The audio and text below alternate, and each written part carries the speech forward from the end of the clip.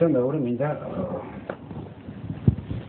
იმ კუთხით შევეხო ამოს, რა კუთხითაც ახლა ბატონი გიორგი ამ თემაზე არ საუბრობდა. რატომ გჭირდება ნაცმოძრაობას ბრალდება, რომ იმ ომში მონაწილეობდნენ ნარკომანები და რატომ გჭირდება ჩვენ თავის მართლობა, რომ ნარკომანები არ მონაწილეობდნენ, ეს ყველაზე ნაკლებად მაინტერესებს. ეს არის ის სივრცე, რომლის სივრცეშიც ნაცმოძრაობა ისვრის საქართველოს საზოგადოებას. მე მაინტერესებს, რაში ჭირდებოდა ეს ომი თვითონ შევარდნაძეს და რაში გამოიყენა ეს ომი შევარდნაძეს. თავისთავად ხარია, იქ იყვნენ მარადიორებიც, ამას ვერ უარყოფ და არც უნდა უარყო. ეს საერთოდ ომს ახასიათებს ხო? ხო, არა, მაგას გამართლება არ აქვს ყველა შემთხვევაში. როდესაც ჩაგეჭრებთ, ყველაზე დიდი მარადიორი ჟუკოვი რუსეთის ეროვნული გმირია. მე არ მომართებს ეს ჩემთვის. არა, ისევ ამბობ, რომ თემა ახლა მეც მართლიან ამ შემთხვევაში ჟურნალისტის ამპლუაში ვარ, მაგრამ მე გეტყვით, რომ ნაპოლეონი საერთოდ თვლიდა, რომ ლოგისტიკა არ ჭირდებოდა, იმიტომ რომ ის თავის ლოგისტიკურ უზრუნველყოფას დაპყრობილი ხალხების და ტერიტორიების ხარჯზე შეავსებდა. ეს რა თქმა უნდა არ ამართლებს ამორალურ საქციელს. რა თქმა უნდა. მოდით თქვათ ის რისი თქმაც მე მინდა. მე არც მარადიორობის მომენტების არ ვამართლებ არანაირ მარადიორობას, რა თქმა უნდა, მაგრამ მე უბრალოდ ვიძახი, რომ ომის ბუნებას ახასიათებს ეს სულ ყველაფერი. გეთანხმებით, კი ბატონო. გაიხსენეთ ვიეტნამის მაგალითები, გაიხსენეთ კორეის ომის მაგალითები, გაიხსენეთ მეორე სამამულო ომის მაგალითები, იუგოსლავიის, ავღანეთის და ასე შემდეგ. ანუ აი ამ ფაქტებს ვერ გაიქცა ვერა. რა შორს მივიდათ? ერაყი. ნუ დავკარგავთ. ერაყის მაგალითები. საქმე მდგომარეობს რაში? ტაქტიკური თვალსაზრისით გიორგიმ სწორად თქვა.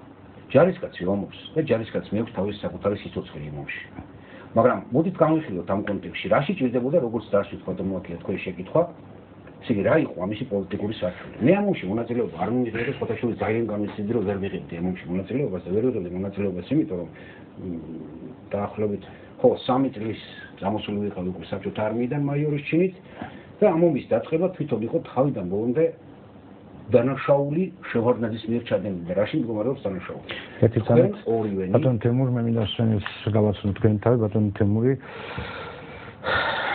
გახლავთ ესე იგი მას აქვს ტაო ეგრეთ წოდებული თბილისის საარტილერიო სასწავლებელი დამთავრებული შემდეგ მისი საბრძოლო ბილიკი გადიოდა მონღოლეთში ავღანეთში აქვს ჯავახიშვილის უნივერსიტეტი დამთავრებული ჟურნალისტის ფაკულტეტი და აქვს სტამბოლის გენშტაბის აკადემია დამთავრებული.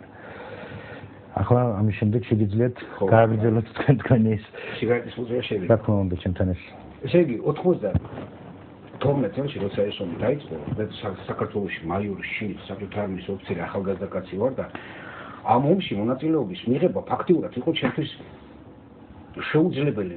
ესე იგი რატო თქვენ სამხედროები ხართ ორივე და გენშტაბის აკადემია გაქვთ დამთავრებული. სამივენი აქ გენშტაბისტების ხებართ ესე ვთქვი. ხო, კონკრეტულად არის ესე იგი ამაზე მეტი კონკრეტიკა რა შეიძლება იყოს. როდესაც გეგმავ ოპერაციას რეალური მოწინააღმდეგე უნდა ყავდეს რეალურად წარმოდგენილი, ხო სწორია. ეს არ იყო ქართველებისა და აფხაზების ომი. მე სამწუხაროდ დღესაც აი ამ ტელეგადაცემაში ვხედავ ამ უბედურებას, რომელიც თან ერგეს ჩვენს ცნობიერებაში, ვამბობ, რომ დესანტი გადმოსხეს რუსებმა. ამ დროს შემოგვიწიეს აფხაზებმა, შემოგვიწიეს სეპარატისტებმა. ესე იგი, ჩვენ აფხაზებთან ომი არ გვქონია. ეს კონფლიქტი შექმნეს ხელოვნურად, ამ ხელოვნურად კონფლიქტის შექმნაში მონაწილეობა მიიღო შევარდნაძემ და ამ კონფლიქტის საფუძველზე მე რუსეთი შემოიყვანეს როგორც სამშვიდობო. აი ეს არის ყველაზე დიდი უბედურება. აი ამის განხილვას და ამის ანალიზს არავინ არ აკეთებს. ამ ომში 10-ჯერ მეტი გმირობაც რო ჩაედინა თქვენისთან ვაშკაცებს და იმ ვაშკაცებს რომლებმაც იომეს, ეს ომი ყველა შემთხვევაში იქნებოდა წაგებული, იმიტომ რომ ასე სურდა რუსეთს. და აი ამ წაგებულ ომში რანაირადაც არ უნდა ემოციებით მისულიყავი, ხო? რა ვიცი, ახლა ყველა შემთხვევაში ალბათ მართლაც აი ამ ბიჭები, რომელიც მუსკელად კარბოდნენ, მიდიოდნენ და გიორგიმ თქვა წერან სიტყვა ახსენა, მათ წინაშე იყო კონკრეტული მოწინააღმდეგე, რა თქმა უნდა, დაკონკრეტებული იყო მოწინააღმდეგე, მაგრამ პოლიტიკური მოგება 91-92 წლებში ჩვენ უკვე ამას გაზეთებში ვწერდით. 92 აი პოლიტიკური მოგება რაში მდგომარეობდა ამ ომში? ხო, პირველ რიგში პოლიტიკური საფრთხე უნდა ქონდეს, მიზანი უნდა ქონდეს ომს, ომი ხო პოლიტიკის გაგრძელებაა ყველა შემთხვევაში. შეიძლება რკინიგზის გადასარბენად ომი დაიწყო, რკინიგზის გადასარბენად დასაფრთხეა. არა, მაგას ახლა ერთი სამეთ ბატონ თემურ მაგასაც მივახლოვდებით, რა თქმა უნდა. ჯერ მინდა ვთქვა, რომ ამ ომის დაწყების ბევრი წინააღმდეგი ყავდა, მაგალითად მე გავიხსენებ, რომ თვითონ ბატონი გიორგი ყარყარაშვილი იყო წინააღმდეგი ამ ომის დაწყების.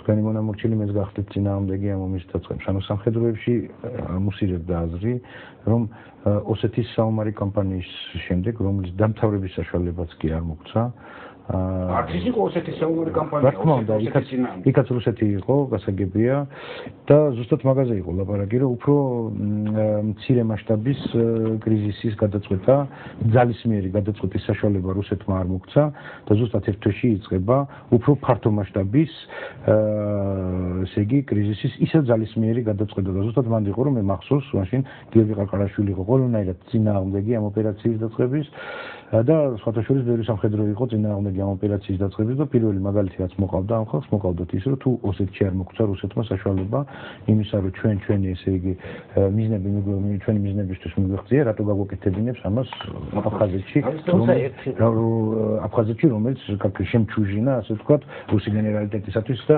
საერთოდ რუსეთისთვის ეს ყოველთვის იყო რაღაცა უცნების ქვეყანა სადაც თაფლი მოდიოდა და ღვინო მოდიოდა მდინარეებად და ასე შემდეგ რუსეთისთვის ესე იყო ერთი რეპლიკა უკაცრავად გასაგებია თქვენ რასაც ამბობთ რომ რუსეთმა არ მოგცა ნება მაგრამ რა კი რუსეთი მოწინააღმდეგეა უბრალოდ ჩვენ არ მოვინდომეთ აქ ლაპარაკი არა იმაზე რომ რუსეთმა არ მოგცა ნება როდესაც შეიძლება ომის საბოლოო მიზნები ვერ მიაღწია მაგრამ ომი მთავრდება საერთოდ ზავით და რაც უფრო კარგად იბრძვი ანუ რაც უფრო ნება შენი გაუტეხელია იმისთვის რომ წარმატებას მიაღწიო მე უფრო საპატიო ზავს იღებ იმ მიუხედავად იმისა საბოლოო მიზნებს აღწევ თუ არა აქ ამ შემთხვევაში ლაპარაკი ერთ რაღაცაზე ცხინვალის რეგიონში მიმდინარე საბრძოლო ოპერაციაში მოქმედებებში ჩვენ შეგვეძლო იმაზე მეტის მიღწევა ვიდრე მივაღწიეთ მაგრამ ჩვენმა პოლიტიკურმა ხელმძღვანელობამ რატომღაც მიიღო გადაწყვეტილება რომ ცხინვალი არ აგვეღო ჩემ ქვედანაყოფი იდგა ცხინვალში და სულ ჭირდებოდა 3 საათიანი ოპერაცია იმისთვის რომ ცხინვალი ჩვენ ყოფილიყო მე მახსოვს მაშინდელი პოლიტიკური ხელმძღვანელობის мотиваცია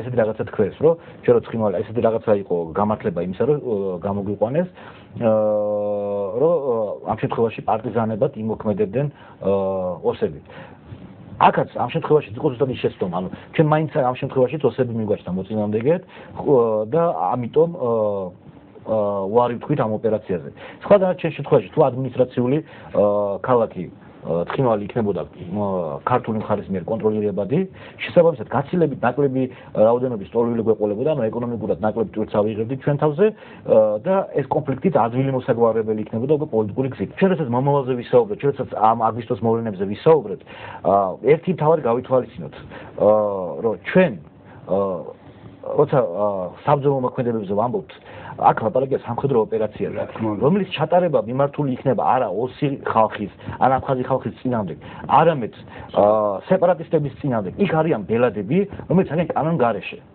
მათთან თუ არ გვექნება ძალისმიერი წარმატებული პოზიცია, მათი დათანხმება იქნება საკმაოდ ძნელი. რუსეთი რა თქმა უნდა არის ფაქტორი, მნიშვნელოვანი ფაქტორი, მაგრამ ისინიც არიან ფაქტორები.